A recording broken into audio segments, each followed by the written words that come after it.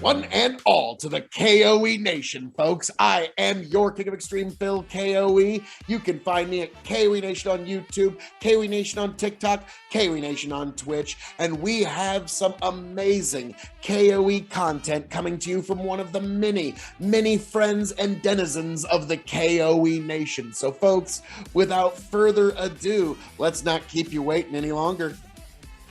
Welcome, folks, to the chicken coop. I'm excited for this one. Compelled as well, because Valentine's Day. And what better to try than Four Roses? Four Roses is I'm going to be honest, I feel like this is kind of a basic bourbon, but it's good. It's good. This is one that, hold on, it's got a great cork pop every time. To me, a lot of people really enjoy Four Roses. This is kind of like a go-to for several people. Now, I don't enjoy it as much because I don't think it's as complex as some people give it credit for. But there are a lot of cool things specifically with the single barrel that you can hunt down. This is, their basic one. As you can see the bottle here, it's kind of got the faded and kind of yellowish in the middle. It's always going to be at 50% for the basic, okay? They have 10 different versions of the single barrel, different recipes, if you will. So they have two different mash bills. One's more of a high rye, like 35% rye, and then the other one I think is 20 or 25%, so significantly less rye in the mash bill. But then they use 5 different yeasts, and each of the yeasts are going to give you a different profile and flavor coming out of it, and a lot of them will be more of a cask strength, be a little bit more than that 50%. So you can get 10 different versions of this single barrel. Pretty cool, right? So the big way to tell the difference, you'll see the bright yellow label. There won't be fading around there. Obviously, you're going to see a different proof. I believe your little tag will tell you exactly which recipe, mash bill, all that you had picked up. But for today's purposes, being Valentine's Day, wanted to share some roses with y'all. So at 50%, not super high for a bourbon. This is kind of, a lot of people like their 101s or above. I do recommend, now I've tried this before several times, so what I'm going to do, I'm just going to take a little nugget of ice, like that Sonic ice. I'm going to drop one little piece in there, and we're going to let this rest. Now, what's happening is I'm bringing down the proof just a hair. Now, the reason I do kind of like the Four Roses single barrel is because I think this is a great beginner bourbon. It gets you some basic flavor profiles that you're going to find all over the world of bourbons. So why not play with this one?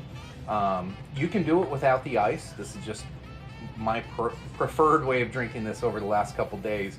And what I've noticed, if you do it without ice and it's just straight through, like the barrel doesn't take over, so like the spice and the burn it's there, but it kind of gets in the way of like what you're supposed to get with the high rye and some of the other flavors. A little bit of caramel in there. It gets covered up a little too much, and it just kind of just goes through. However, dropping that little bit of ice, we're letting this sit and open up a little bit. Now, when you let it open up, the nose is super sweet. I almost feel like I'm not quite as good as like a Blanton's nose, but it gets way sweeter. You can still smell the oak. You can still smell everything else that you expected. But that caramel comes through after you get it a little diluted. Good stuff. Now, Four Roses, I can't remember the guy's name now. Now I'm gonna have to look this up. Really cool story of where we get the name Four Roses from. Let's see here. Four Roses name.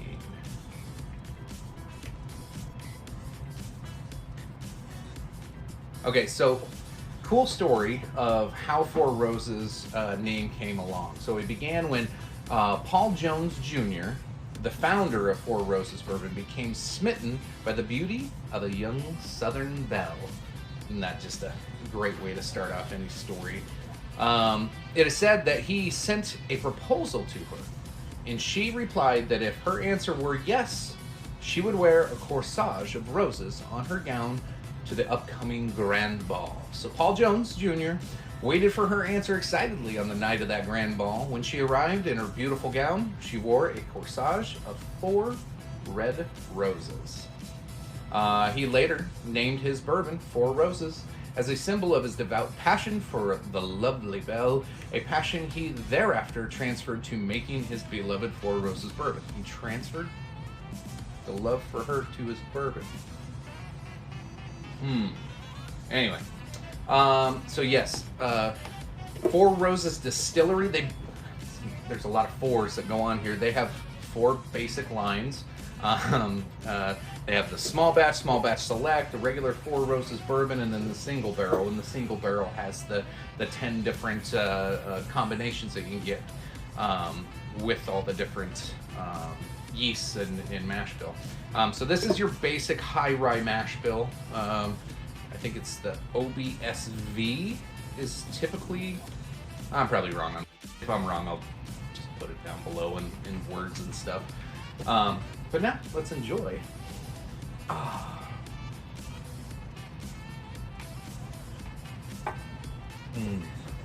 Little caramel.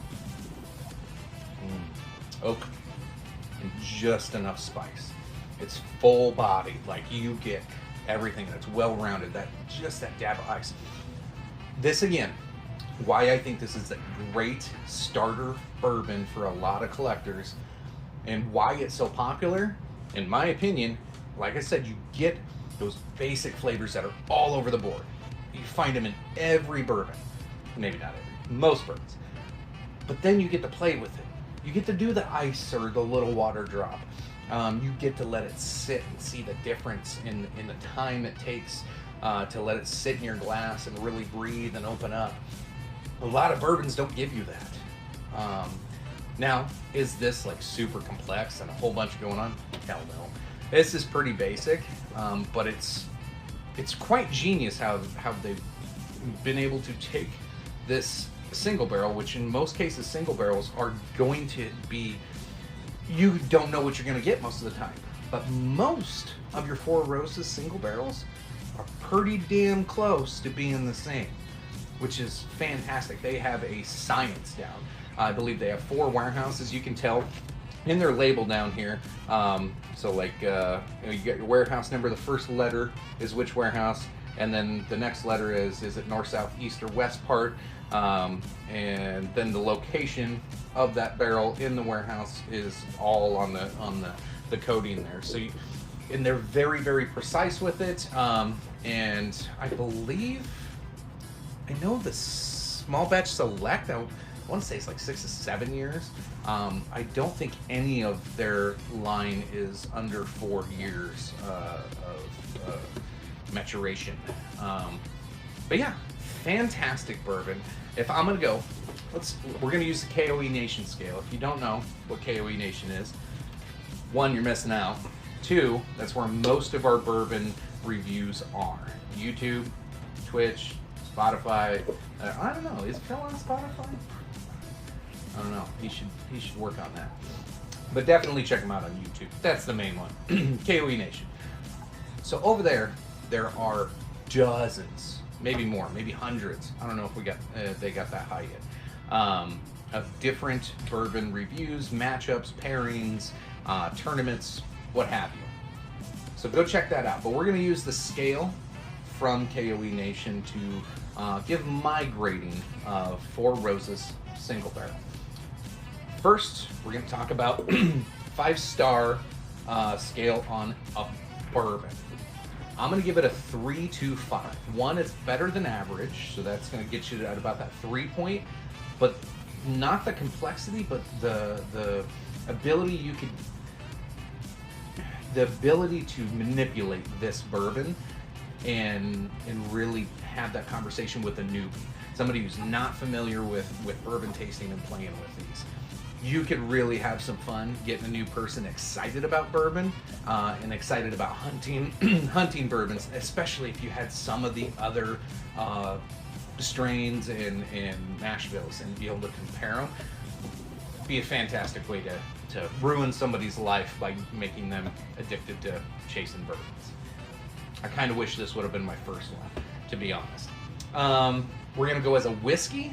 I'm going to say 3.5 for everything that I just said, but it's perfect to mix. It's horribly, it's horribly cheap, I guess, is a way to put it. It's only like $40 in most places. It's widely available in the basic 50%.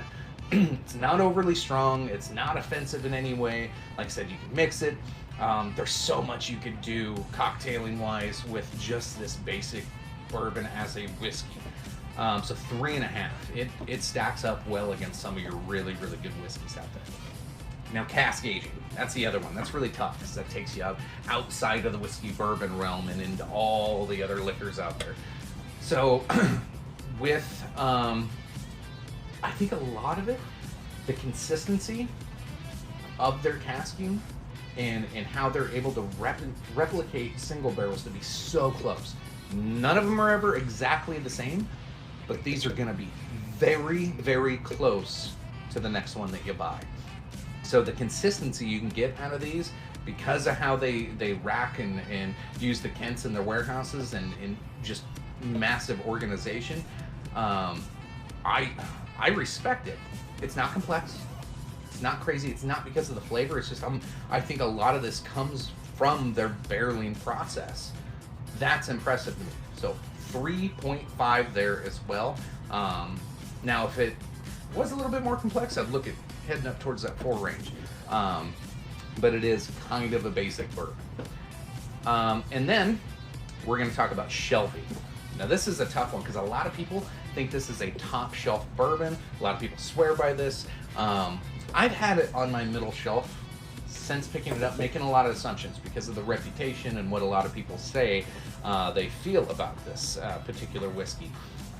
I'm going to keep it there.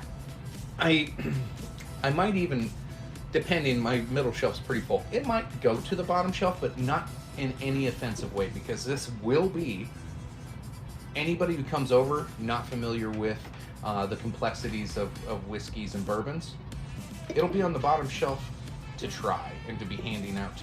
It's an easy conversation starter. It's got a cool story to it, beautiful looking bottle. There's so much that we can talk about. Just look these guys up on YouTube for having only 4 main selections and then having like the expansion of the single barrel. Holy crap.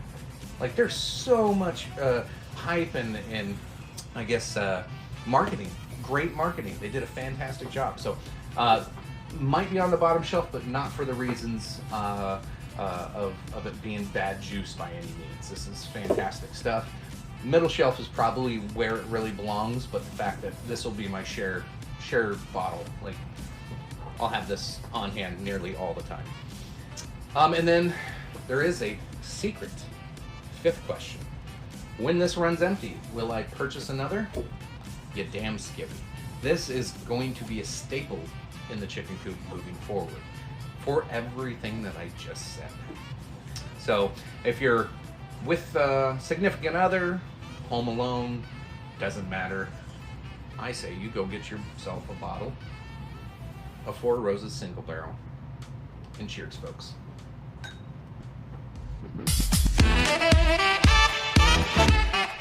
See if it just smooths itself out. Get back, tell you what I'll do. If I ever get back, I promise to refabricate you, raging rivers of gold. That's what the brochure advertised. And now we're lost, we gotta take it down. Let you down slow, it's hard to survive. Nice. El Dorado. Oh, Lord. Well, let's see how that one went. Yeah. See.